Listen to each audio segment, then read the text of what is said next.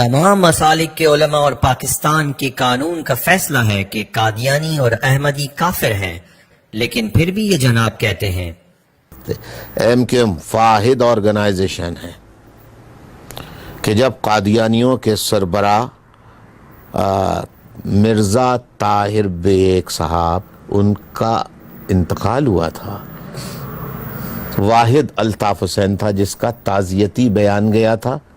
قادیانیوں کو اگر آپ مسلمان نہیں سمجھتے نہ سمجھے.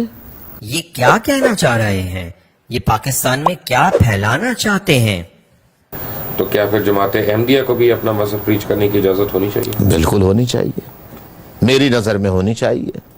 یعنی یہ چاہتے ہیں کہ پاکستان میں قادیانی تبلیغ کریں کہ معاذ اللہ غلام احمد قادیانی مسلمانوں کا نیا نبی بن کر آیا ہے.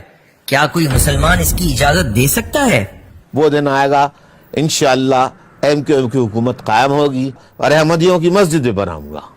یہ بیان 2009 میں دیا گیا تھا، جبکہ پتنگ اور ڈولفن والے 2016 تک الطاف حسین کی ہاں میں ہاں ملاتے رہے، اور جب تک فوج کا ڈنڈا نہیں لگا اس وقت تک اس کا ساتھ دیتے رہے. ان لوگوں کی نگاہ میں دین و ایمان کی کوئی اہمیت نہیں.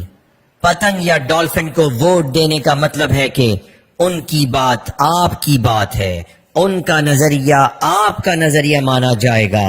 ان کو ووٹ دے کر کل اللہ کو کیا منہ دکھائیں گے؟ رسول اللہ صلی اللہ علیہ وسلم کی شفاعت کس منہ سے مانگیں گے؟ ذرا سوچئے.